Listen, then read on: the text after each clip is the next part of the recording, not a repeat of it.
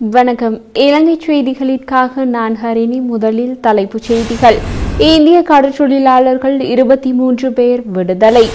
ஜனாதிபதி அனுர அரசு இலங்கையில் இனவாத செயற்பாடுகளை ஒருபோதும் அனுமதிக்காது. பிரதமர் ஹரிணி அமரசூரிய சுட்டிக்காட்டு. அனுர போட்ட துரித உத்தரவு. மக்களுக்கு மகிழ்ச்சி அறிவிப்பு நாளை. இனி விரிவான செய்திகள். நாடாளுமன்றத்தின் இன்றைய அமர்வின் போது வெளிவிவகார மற்றும் வெளிநாட்டு வேலைவாய்ப்பு பிரதியமைச்சர் அருண் ஹேமச்சந்திர கடந்த கால அரசாங்கங்களை காட்டிலும் புதிய அரசாங்கத்தினால் வெளிநாட்டு வேலைவாய்ப்பு துறையிலும் மக்களுக்கு பயனளிக்கும் வகையில் மாற்றம் ஒன்றை முன்னெடுக்க உள்ளதாக தெரிவித்துள்ளார். மேலும் வெளிநாட்டு வேலைவாய்ப்பு துறை கடந்த காலங்களில் பெரும் சவால்களுக்குட்பட்ட துறையாக காணப்பட்டதாக பிரதியமைச்சர் குறிப்பிட்டுள்ளார். இந்த நிலையில் தற்போதைய புதிய அரசாங்கத்தின் ஊடாக கடந்த காலங்களில் வெளிநாட்டு வேலைவாய்ப்பு துறையில் ஏற்பட்ட முறைகேடுகளை நிவர்த்தி செய்ய நடவடிக்கை முன்னெடுக்கப்படும் என அவர் தெரிவித்துள்ளார். மேலும் இந்த வெளிநாட்டு வேலைவாய்ப்பு துறையில் மக்களின் நன்மை சார்ந்து மாத்திரம் வேலை திட்டங்கள் முன்னெடுக்கப்பட உள்ளதாக பிரதியமைச்சர் அருண் ஹேமச்சந்திர குறிப்பிட்டுள்ளார். முன்னாள் கடற்றொழில் அமைச்சர் டக்ளஸ் தேவானந்தா மாகாண சபைகளை அடிப்படையாக கொண்ட அதிகார பகிர்வை நீக்குவதற்கான முயற்சி தமிழ் மக்களின் உணர்வுகளை பாதிக்கும் செயல் என்பதை அரசாங்கம் புரிந்து கொள்ள வேண்டும் என்று ஜனாதிபதி அனுரகுமாரவுக்கு கடிதம் ஒன்றை எழுதியுள்ளார். அக்கடிதத்தில் மேலும் தெரிவிக்கப்பட்டிருப்பதாவது: தற்போதைய அரசியலமைப்பில் உள்ளடக்கப்பட்டுள்ள மாகாண சபைகளை அடிப்படையாக கொண்ட அதிகார பகிர்வு என்பது இதுவரை காலமும் கௌரவமான அரசியல் உரிமைகளை இந்த நாட்டில் பெற்றுக்கொள்வதற்காக தமிழ் மக்கள் எதிர்கொண்ட அவலங்களுக்கு கிடைத்துள்ள சிறிதளவான பரிகாரமே நோக்கப்படுகின்றது.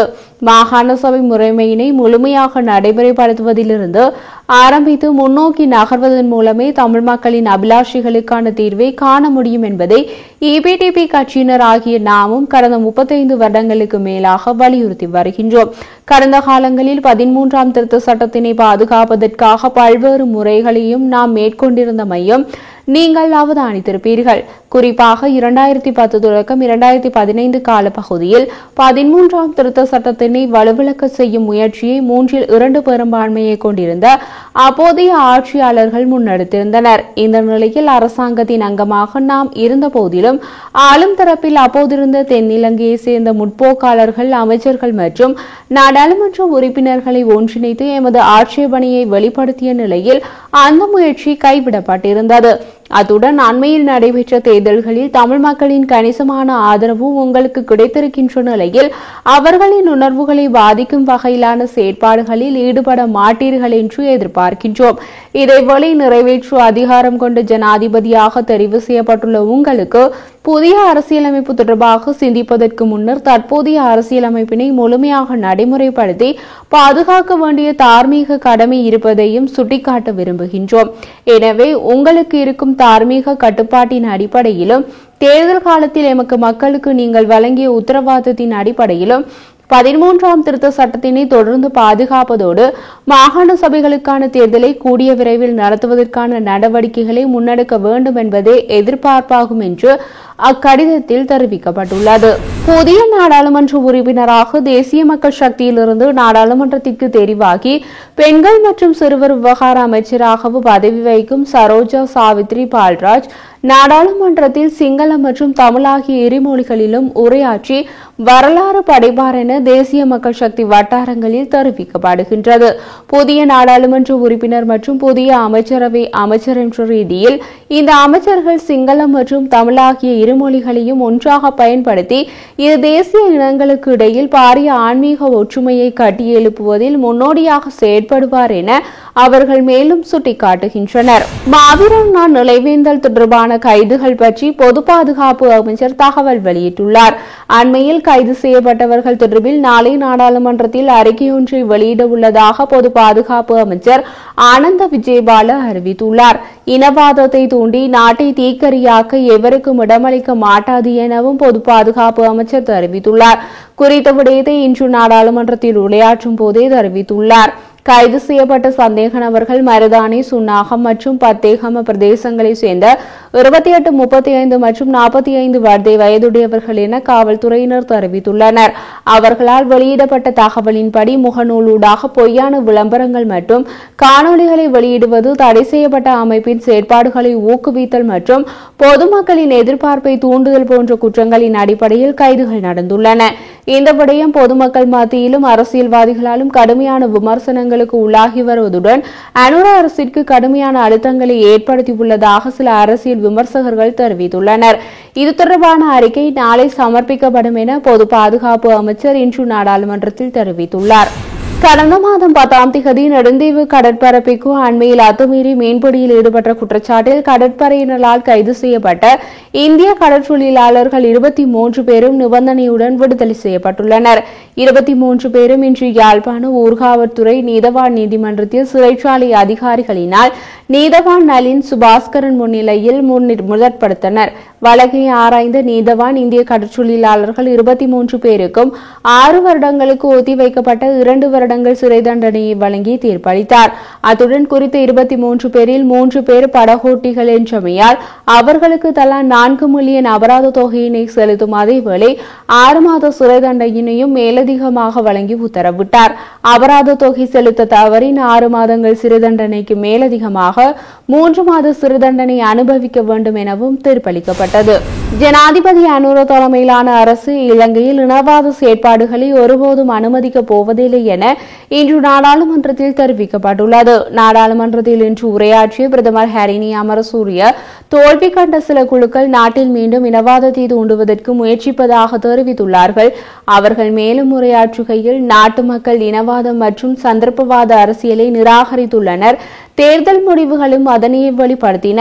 இந்த நிலையில் தோல்வியடைந்த அரசியல் குழுக்கள் மீண்டும் தமது அரசியல் நிகழ்ச்சி நிரலை கொண்டு செல்ல இனவாதத்தை தூண்டி இனவாத கருத்துக்களை பரப்பி மக்களை பிளவுபடுத்த முயற்சிக்கின்றன. ஆனால் இனவாதம் மீண்டும் தலை தூக்க அரசு இடமளிக்கப் போவதில்லை. இத்தகைய செயற்பாட்டை ஒடுக்குவதற்கு தேவையான அனைத்து நடவடிக்கைகளையும் எடுப்போம். எதிர்க்கட்சியிலும் இனவாதத்தை புறக்கணிக்கும் எதிர்க்கும் பலர் உள்ளனர். அனைவருக்கும் ஒன்றிணைந்து செயற்படுவோம். மக்கள் எம்மிடம் மாற்றத்தை எதிர்பார்க்கின்றனர். அதனால் வரலாற்றின் பாடங்களை உணர்ந்து சிறந்த நாட்டை உருவாக்க ஒன்றிணையுமாறு அனைவருக்கும் அழைப்பு விடுவிக்கின்றோம். அதைதான் மக்கள் எதிர்பார்க்கின்றனர் என்று தெரிவித்தார். மாகாண சபை முறைமையை நீக்குவதற்கு எந்தவொரு தீர்மானத்தையும் தற்போது வரை எடுக்கவில்லை என அரசாங்கம் அறிவித்துள்ளது. புதிய அரசியலமைப்பு 3 வருடங்களின் பின்னரே கொண்டுவரப்படும். அதிகார பகிர்வு தொடர்பில் கலந்துரையாடப்பட போதுமான கால அவகாசம் உள்ளது. புதிய அரசியலமைப்பில் மாகாண சபை முறை தொடர்ந்தால் தற்போது இருக்கும் அதிகாரங்களுக்கு அப்பாலான அதிகார பகிர்வு இருக்காது என்றும் அரசாங்கம் தெரிவித்துள்ளது. இலங்கை தமிழரசு கட்சியின் மட்டக்களப்பு மாவட்ட நாடாளுமன்ற உறுப்பினர் ராசமாணிக்கம் சாணக்கியன் நாடாளுமன்றத்தில் பேசிய போது, மாகாண சபை முறையை நீக்கப்பட உள்ளதாக ஜேவிபியின் பொதுச் செயலாளர் டின்வின் சில்வா கூறிய கருத்து தமிழ் மக்கள் மத்தியிலும் பல்வேறு குழப்பங்களை ஏற்படுத்தியுள்ளது. தேசிய முக்கியத்துவம் வாய்ந்த விடயமாக இந்த கருத்து மாறியுள்ளதால் இது தொடர்பில் அரசாங்கத்தின் நிலைப்பாடு என்ன என்று இன்று நாடாளுமன்றத்தில் கேள்வி எழுப்பியுள்ளார். இதற்கு பதிலளித்த சபை முதல்வர் பிமல் ரத்நாயக்க, ராசமாணிக்கம் சாணக்கியன் மீது மிகுந்த மரியாதை கொண்டிருக்கின்றோம். ஏனையோர் சொல்வதை கேட்டு முறையற்ற சந்தேகங்களை எழுப்ப வேண்டாம். இலங்கை தமிழரசு கட்சியின் நாடாளுமன்ற குழு தலைவர் சிவஞானம் ஸ்ரீதரன் இது விடயமாக ஜனாதிபதியிடம் கலந்துரையாடல் ஒன்றுக்கு கோரிக்கை விடுத்துள்ளார். ஜேவிபியின் பொதுச் செயலாளர் டின்வின் சில்வாவுடனும் அன்றி நேரடியாக ஜனாதிபதியுடனும் சந்திப்புக்கு ஒழுங்குபடுத்தி தருகிறோம்.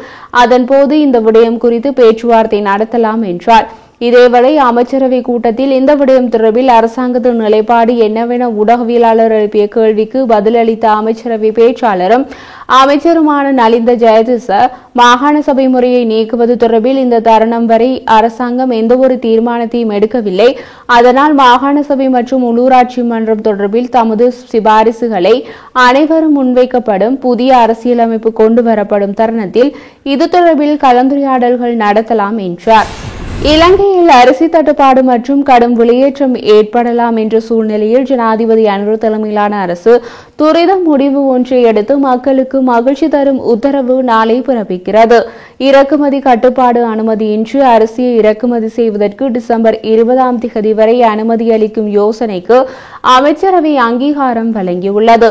தற்போது நிலவும் அரிசி தட்டுப்பாடு மற்றும் அண்மைய சீரற்ற காலநிலை காரணமாக நெற்செய்கைக்கு ஏற்பட்டுள்ள பாதிப்புகளை கருத்தில் கொண்டு அரிசி இறக்குமதிக்கு விதிக்கப்பட்டுள்ள தடைகள் தற்காலிகமாக நீக்கப்படும் என அமைச்சரவை பேச்சாளர் நலிந்த ஜெயதிச தெரிவித்துள்ளார்.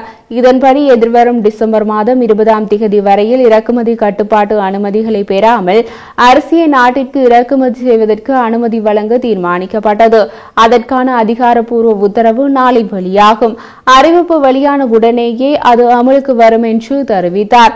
அத்துடன் ஜனாதிபதி அனுரகுமாரவின் கருத்தின் பிரகாரம் தூய்மையான இலங்கை திட்டத்தை நடைமுறைப்படுத்துவதற்கு அமைச்சரவை அங்கீகாரம் வழங்கியுள்ளது.